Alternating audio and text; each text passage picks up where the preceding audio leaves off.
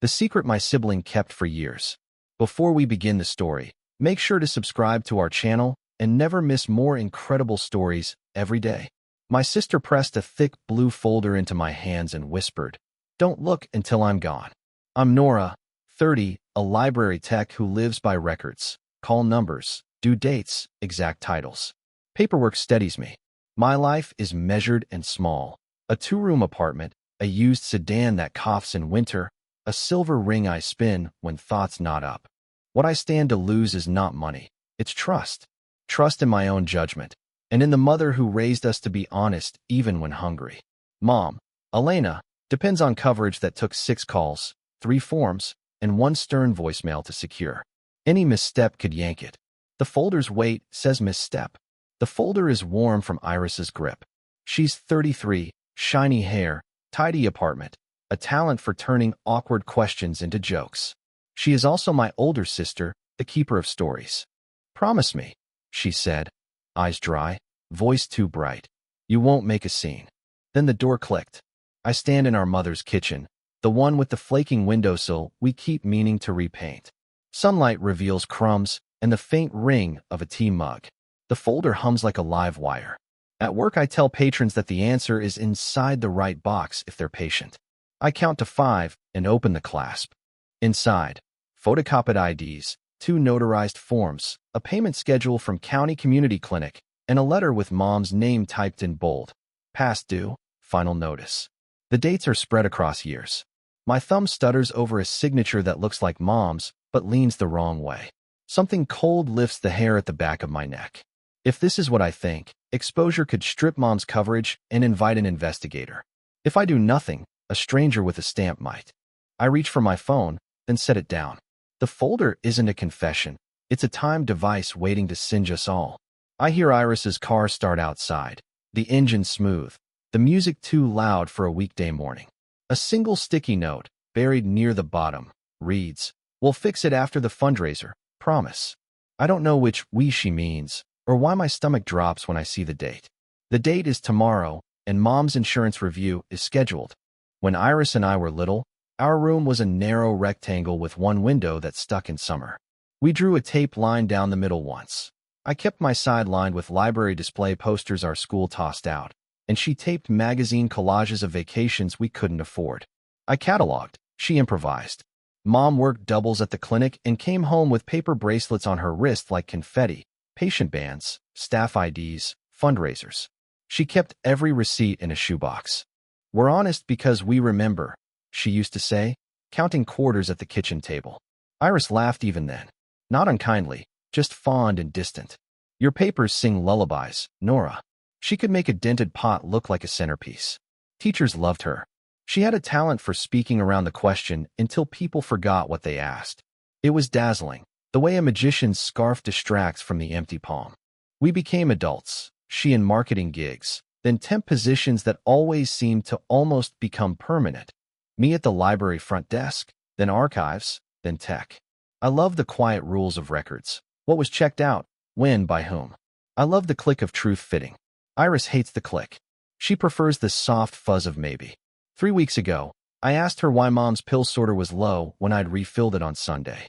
"I must have knocked it," she said, eyes already sliding to the kettle. "Let's do tacos tonight." That answer didn't add up. The sorter was on a high shelf only I could reach. Later, I found 2 copay receipts in the trash, both signed by Elena S., with a loop like Iris's, not Mom's smaller hook.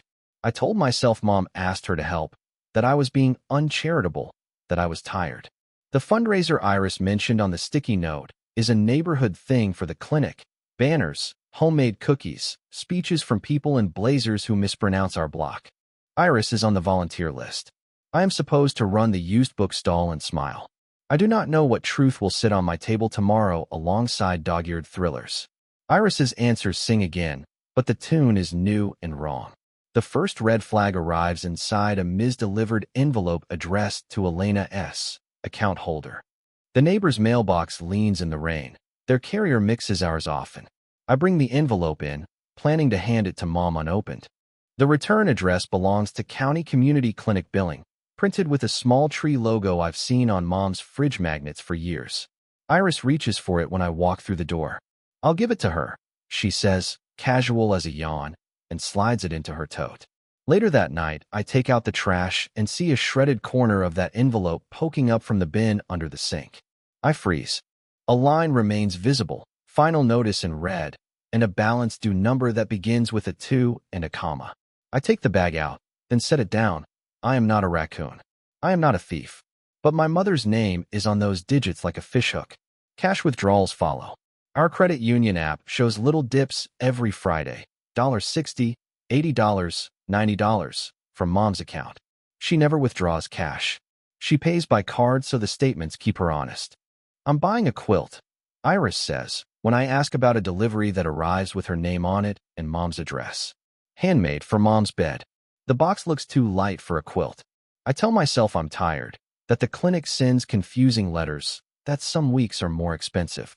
Then I see Mom's calendar with 3 appointments circled in green at the clinic, same day, 2 hours apart. She can't stand that long in a waiting room. She hates the TV shows they play. "I can take you," I say. "Iris is taking me," she says. When I ask Iris later, she says, "It's all routine blood work, baby sister." She calls me baby sister when she wants me to swallow air.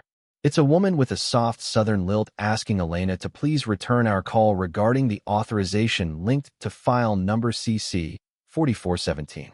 She reads the number twice, slower the second time, and mentions discrepancies between the signed consent and the patient's ID card. My scalp prickles. I replay it, writing the number on a sticky note in block letters. I stand at the sink until the hot water cools and the pipes knock. The clinic voicemail left tonight is not routine and not vague. At the neighborhood fundraiser, Iris is a hummingbird in a black jumpsuit, flitting between the cookie table and the microphone. "She's a natural," someone says behind me. I'm sorting donated mysteries, alphabetizing quickly so my hands don't shake. The clinic director thanks community champions, mispronounces our street, and claps right over a child's question. I spot Mom in a folding chair, lipstick too bright, ankles crossed to hide the swelling. She waves like I'm far away. Iris glides over.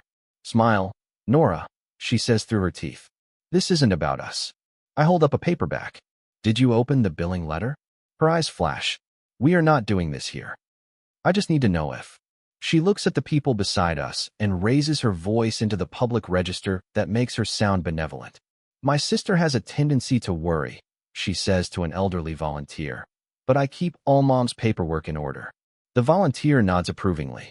Heat sprints up my neck. Iris pats my wrist and leaves a crescent moon of nail. That night a process server, nervous, apologetic, leaves a yellow envelope at Mom's door addressed again to Elena. Not a lawsuit, a notice of intent. "We tried calling," he says, glancing past me. "We don't want it to go to collections." I sign to acknowledge delivery. The man steps backward like the hallway might bite. We play nice until the door shuts. Then Iris hisses, "Why would you accept that? This is harassment." "It has Mom's name," I say. "They're not harassing me." She pinches the bridge of her nose. "I told you it's handled." I hear Mom's slippers cross the linoleum. "Girls," she calls. "We're fine." Iris sings back, bright as holiday lights. Her jaw flexes like a rope pulled tight. Later, voicemail number 2 arrives from the clinic, referring to CC 4417. "Please bring the original ID and the signatory," the voice says. "We cannot reconcile signatures." I write it down. Reconcile is a word I respect. Iris deletes the message in front of me and smiles sweetly. The next morning the house smells like burnt toast and lemon cleaner. Mom hums while buttering bread she won't eat. "It's nothing," she says when I ask again about the clinic. "Administrative nonsense." Iris said she's handling it. The word handling floats like a soap bubble between us. I see my reflection in it. Anxious, dutiful, tiresome. Uncle Theo arrives with a toolbox and a cinnamon roll wrapped in foil. He has the kind of hands that speak plainly, a scar through one knuckle from a snowblower in '98. "Door sticks again," he says, lifting the roll to Mom's cheek like a blessing. She softens. Theo is gravity in denim. He looks at me, then at the stack of open mail, then at the yellow notice tucked under a placemat. We step onto the porch. "Tell me straight," he says. "What's rattling you?" I show him the sticky note from the blue folder, the photocopied IDs, the payment schedule. I don't accuse. I present. He reads without hurrying, mouth flattening. Dates, he asks. 3 years, I say. Small amounts. Regular. Does Elena know? I don't think so. Theo exhales, long and low. Document, he says. Everything. Don't confront until you can show what you say. And don't use words you can't prove. Inside, Iris is laughing with Mom about the cinnamon roll. We'll walk to the park, she calls. Fresh air cures paperwork. When they leave, Theo asks, what are you afraid of? That I'm wrong, I say. That I'll break something that can't be mended. And if you're right, then Iris forged Mom's consent to access benefits or records. Theo presses his thumb to the scarred knuckle. People do foolish things for decent reasons, he says. Some decent things, done in the dark, rot. He gives me a small notebook from his shirt pocket. Dates, amounts, names. And copy what you can without stealing originals. I nod, suddenly cold. The porch boards creak like a warning bell under our feet. Theo's last sentence. Get proof before you touch the fire, kid. I start with what I can copy without noise. Mom keeps her purse on the hall chair, a habit from her nursing days. In the zip pocket is her state ID. I take photos. The signature slants left, tidy and tight. On the blue folder's photocopy, the signature wobbles and drifts upward, like a kite that lost its string. I put both images side by side on my phone. They are cousins, not twins. On Iris's desk, beneath a glossy candle that smells like beach weather, I find a P.O. box key on a lanyard from a marketing conference. She never mentioned a P.O. box. In her email, which she sometimes leaves open, I see an alias in drafts, Elena. South County at Gmail with the last letters missing, a trick of the window. I do not click. I do not cross that line. But the alias is there, like a ghost flicker in a TV turned almost off. The credit union app shows a recurring ACH labeled Community Health Plan, aid. The amounts are small, always just under 100, posted on days when Mom has no appointments. There's also a notarized form in the folder authorizing access to records and billing on behalf of, the blank filled with Elena's name, but the notary stamp belongs to a storefront downtown Iris swears she never uses. I search the notary registry. The stamp number corresponds to a Mr. C. Holcomb, who works Tuesdays and Thursdays. I build a timeline on paper in Theo's notebook. Dates of withdrawals, clinic calls, notary days, Iris's volunteer shifts, Mom's actual appointments. The lines intersect more often than I can blame on chance. The knot tightens when I count 3 instances of CC 4417 referenced on days Iris claimed to be at work in another zip code.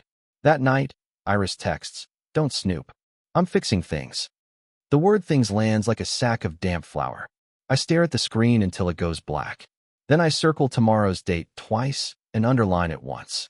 I wake to the buzz and see the preview. Confirm forwarding. The subject line includes Mom's name misspelled the way Iris always misspells it. An extra second E jammed into Elena like a splinter. I don't open it.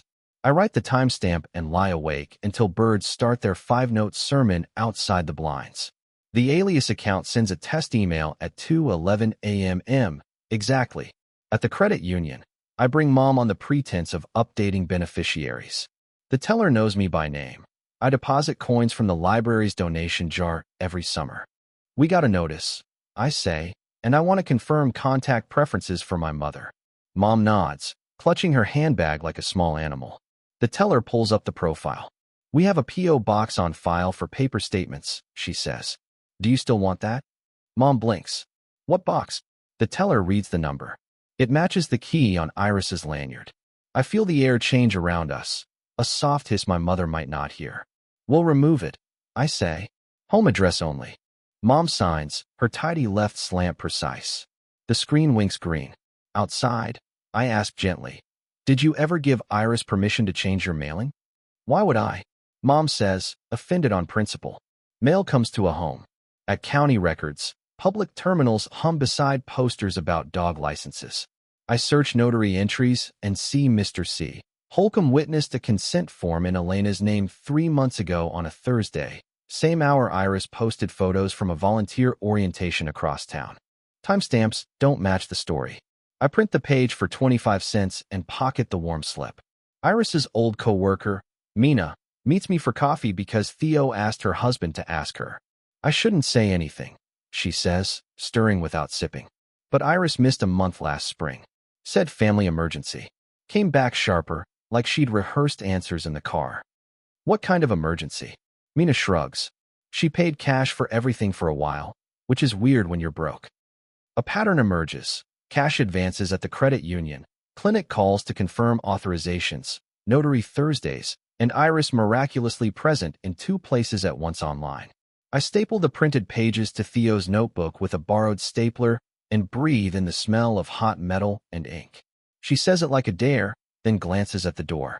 I picture the clinic bulletin board with grant names and donor plaques, and the locked metal box labeled accident relief under the volunteer table, and my stomach turns. Mina leans in and whispers, "Ask Iris about the accident fund." The clinic's volunteer coordinator, Mr. Webb, is old enough to confuse me with 3 different Noras before landing on my name. He leaves me alone in the supply closet while he searches for tape.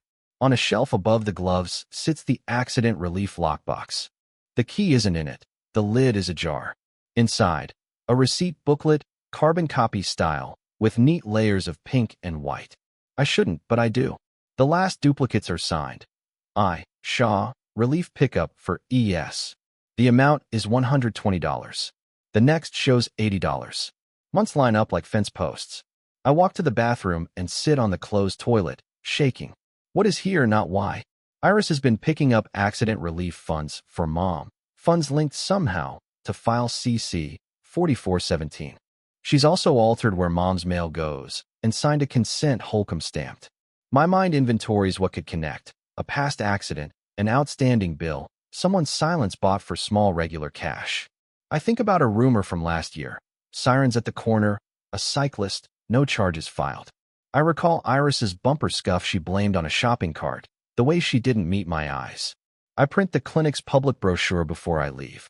Accident relief is for patients facing sudden costs, cast boots, cab vouchers, childcare while they're admitted. Taking it under a false pretense is theft. Using a forged consent to pull records or copays would be fraud. If Mom's benefits got tapped without her true consent, losing coverage is not abstract. It's a cliff. Back at home, Mom naps with the TV low. Iris's rental is tidy, a tasteful bowl of fake lemons on the table. I sit in her kitchen waiting, hands flat. When she arrives, she doesn't startle. She drops her keys and says, "You've been busy. Tell me what you're picking up," as I shaw. Her face doesn't move. Only her fingers, smoothing the edge of the fake lemon bowl. "Things I should have told you sooner," she says. "Things you won't forgive." I swallow. "Is there someone else involved?" "There's always someone else involved," she says, and looks at my hands like they're evidence. She reaches for the folder and says, very softly, "He's mine." "He's mine," Iris repeats, and the kitchen tilts. Not a baby anymore. He's 7. He lives 3 neighborhoods away with his grandmother. I pay what I can in cash. I never told Mom because she would take him and make a story and lose her mind when the money ran out. Her words stack like sandbags, fast and low. "You forged Mom's consent," I say. "You took accident relief in her name." "I used the name to access financial aid," she says. "The clinic's charity covered some bills when he was born. After the accident last year, his grandmother needed help with a brace. She wouldn't accept money from me. She would from Elena, Saint Elena, who raised us on soup and late fees and good intentions." The name comes like a slap and a comfort. He, a boy, my nephew. My mouth tastes metallic. Who is his father? That doesn't matter. It matters for medical records. I say, because facts are the only ropes I trust. It matters for custody and for the law. Iris lowers into a chair like its legs might stop holding. If the state knows I forged anything, I could lose him forever. If Mom knows, she'll bulldoze everyone to fix it, and the bulldozer will be me. I take Theo's notebook out and open to the timeline. "Here's what we do," I say, because planning is a raft. We stop the withdrawals. We return what was taken from accident relief. We bring Mom into a lawyer's office with a witness, and we tell enough to get it legal. Iris flinches. "He has a name," she says. "Marcus." I write Marcus in careful block letters like the voicemail number. "Attorney Malik," I say. "He won't dramatize. He'll verify documents and give you options." She shakes her head, hair hiding her eyes. "I can't afford options. You can't afford secrets." I leave a message for Malik, steady voice, simple facts, request for a consult. I gather emails I'm allowed to have, bank statements, photocopies, receipts. I press record on my phone and ask Iris to state what she did, when and why. Halfway through her statement, Iris stops speaking and stares past my shoulder. We don't make it to Malik before dinner at Mom's. Iris texts Marcus's grandmother to say hello from a friend, then pockets her phone. She comes to the table armored in cheer. Mom's made pot roast in the old Dutch oven, the one that creaks when you lift the lid. The air smells like cloves and onions. Theo has fixed the sticking door. It swings easy now. Everything else sticks. Iris says you two have been organizing my papers. Mom says, pleased. You should have told me. My handwriting is embarrassing. It's neat. I say. It's yours. Iris sets down her fork. Nora, she begins soft. I know you're worried, but you can hand me the folder and let me carry this. I've made mistakes, but I've also kept us afloat. You get to be the good one because I'm willing to be the bad one in the dark. Let me keep that. Theo coughs once, a warning note. He looks at me, then at Iris. Truth isn't a punishment, he says. It's a tool. Iris leans forward. A tool that will take Marcus from me, she says, voice warping. Mom stills. The name hangs there, unfamiliar, bright as a dropped coin. Iris's eyes widen. She didn't mean to say it. Who is Marcus? Mom asks. No smile now, just a mother's stare. My son, Iris says, and the room chambers like a heart. Mom's hand grips the tablecloth. The Dutch oven ticks as it cools. Why wouldn't you tell me? Mom whispers. Because you fix things by breaking them. Iris says, crying now, ugly and honest. Because you would call people and sign papers, and I would lose him. I am shaking. I want to go to her, and I want to stand up. Theo's hand lands on my shoulder, solid. Documents, then, he says. All of us. Tomorrow. Tonight, Mom says, and her voice does not shake. Or I won't sleep. Iris looks at me like I hold a lever that could split the house. The guilt edges in like fog under the door. The errands Iris ran, the deliveries, the time she answered Mom's phone when numbers looked official. I picture Marcus, a boy I haven't met, braces and bus fares and nights Iris counted quarters. Compassion rises beside anger like twins who don't speak. I take a breath and pick up the folder. She squeezes my hand and whispers, don't become their hammer, Nora. Attorney Malik's office smells like eucalyptus and printer toner. He is the kind of man who wears quiet shoes. He greets Mom first, then Iris, then me and Theo. We'll go step by step, he says, opening a yellow legal pad. No one signs anything today. His voice is measured, a metronome for a jittery band. Iris sits rigid, hands in her lap. Mom holds her purse like a life jacket. I unfold the blue folder and spread out the copies. Clinic notices, the notary record, the credit union printout, the receipt duplicates for accident relief. I need verification, I say. I need to know what is ours and what isn't.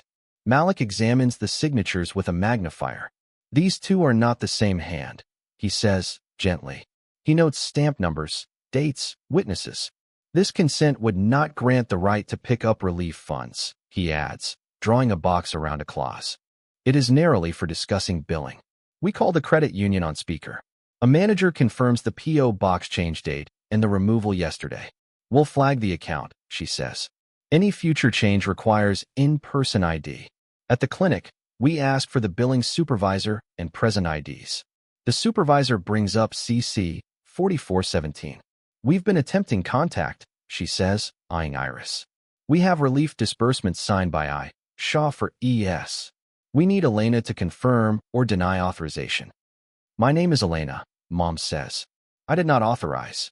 Her voice shakes, but it does not break. We will arrange restitution, Malik says. And we request a copy of all related communications. Iris's jaw sets. I took the money for my son's brace, she says, a single sentence torn from a larger one. The supervisor's expression changes from suspicion to something like weary understanding, then back to policy. Malik slides a printed repayment and disclosure template across the table toward Iris. This gets ahead of it, he says. You repay what isn't yours and disclose the relationship without admitting to forgery today. He looks at me and says, invite the notary to join us. Holcomb arrives in a windbreaker that makes whispers when he moves. He carries a small ledger and a stamp pad in a sandwich bag. I remember this one, he says, adjusting glasses. Young woman, said her mother had trouble walking. She signed Elena, but her ID didn't match the signature already on file. I asked twice. She said the old card was expired. I shouldn't have stamped it. He looks at Mom. I'm sorry. Malik nods. We're not here to punish you, he says. We're here to fix records. The billing supervisor wheels in a monitor. Receipts bloom on the screen, dates, amounts, initials. I see the line where relief pickup for ES repeats with almost ritual neatness. Our camera for the lobby was out that week, she says. I wish it weren't. Motives matter, Malik says, but records govern outcomes. Iris, why this route? Iris clasps her hands so tight her knuckles blanch. Marcus's grandmother won't accept money from me, she says. She thinks I'm a bad mother because I hit him. She would accept help from Elena. I thought if I could keep the clinic paid and the brace done, I could hold us together until I had the words. She laughs once, a small broken thing. Words never came. Mom's breath hitches. You thought my name was a blanket you could pull over everyone, she says, tears sliding without drama. You wrapped us until we couldn't breathe. Iris swivels toward me. You could have kept this quiet, she says, voice sharpening. You like rules because they're shields. But rules don't hug kids. I brought us here so Marcus isn't a secret used to justify crime. I say. My voice is steady, a miracle. So you don't lose him because a clerk decides your file is a red flag. For a second I see Iris as I saw her at 12, arms full of magazines, building a wall of beautiful images around a small, scared girl. Then it's gone. She points at me like a stranger and says, You've always wanted to be right more than kind. Theo stands, pushes his chair back, and says one word, enough. Fallout doesn't look like fireworks. It looks like forms. Malik files a disclosure letter with the clinic and drafts a repayment plan, $120 a month until the accident relief total is returned. He adds language placing Mom's consent status back in order, with a memo clarifying that only Elena, not proxies, can authorize access. The credit union flags the account. New alerts ping my phone for every attempted change. Iris signs what she must, eyes on the table. Mom signs, hands steady. Neighbors notice faster than systems. Mrs. Patel sees us leaving Malik's office and calls another volunteer, who texts someone else, who asks me at the library, Is your sister in trouble? I say, We're correcting paperwork. A man returns 3 books late and jokes about identity theft. I smile without teeth and wave his fine. My supervisor pulls me aside and asks if I need time off. I'm fine, I say, and shelve biographies until the titles blur. Truth, consequences, the long goodbye. At home, Mom moves slower. She naps, sitting up, purse strap over her forearm. Theo replaces the porch step that groaned and doesn't say we told you so. Iris spends long hours out. Sometimes she returns with a plastic grocery bag, sometimes with nothing, eyes rimmed in red. Marcus asked about pumpkins, she says one night in the hall. His grandmother says he can come to the patch if we keep it simple. Then keep it simple, I say. Be on time. Bring snacks. Don't mention money. Online, a neighbor posts about misuse of clinic funds. No names, just enough detail that our block knows. I turn off comments on my profile, then learn you can't turn off comments on gossip. A patron whispers, bless your heart, like a hex. I keep my head down and write checks to the clinic for 2 months in advance from my savings, then regret the impulse and call Malik. He says keep receipts separate. The house learns the new quiet like a language. Even the clock seems polite. Then the clinic calls again, asking us to come in immediately. The clinic meeting is brief and procedural. We sit with the supervisor and a compliance officer whose suit makes a whisper bark when he walks. They confirm receipt of Malik's letter and the first repayment. Given the disclosure and cooperation, he says, we will not pursue criminal referral at this time. We will audit our relief process. Relief lands like a chair under a tired body. We sign acknowledgments, shake hands that do not want to linger, and step into sunlight that smells like thawing leaves. Healing starts as homework. Iris makes a schedule with Marcus's grandmother, approved visits in public places, clear start, and end times. No money exchanges there. She enrolls in a parenting class at the community center with a Tuesday night slot and a circle of chairs that squeak.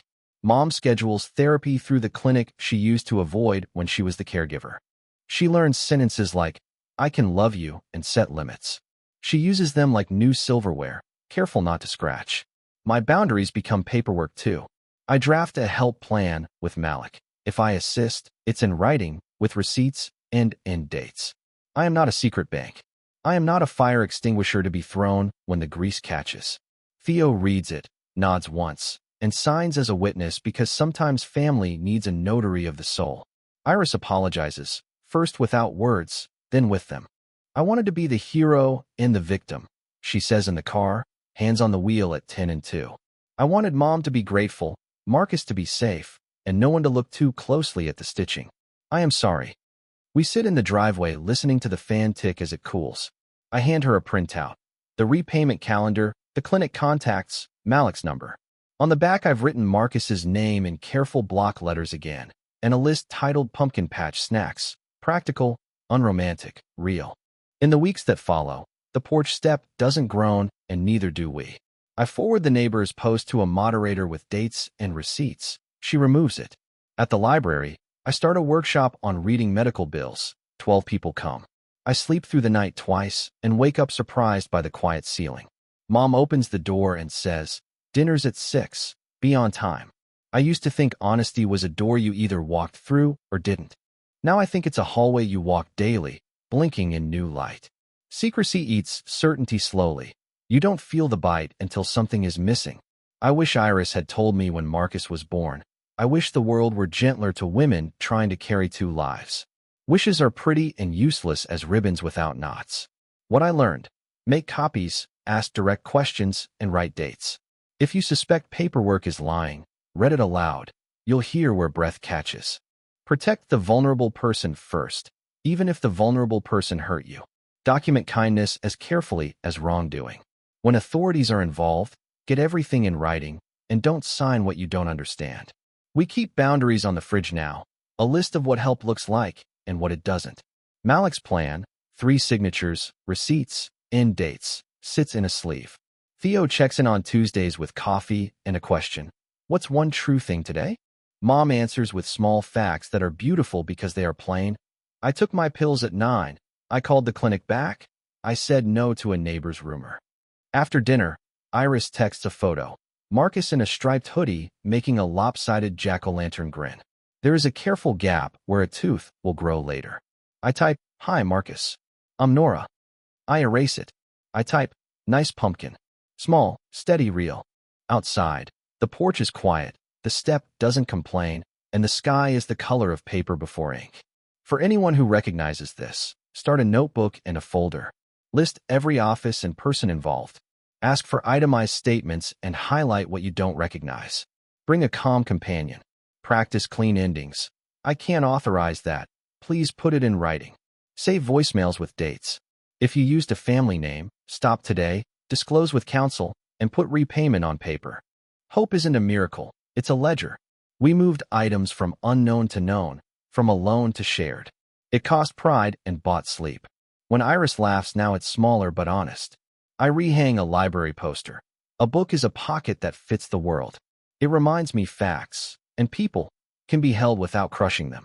Tomorrow I meet Marcus, and he will decide what happens next.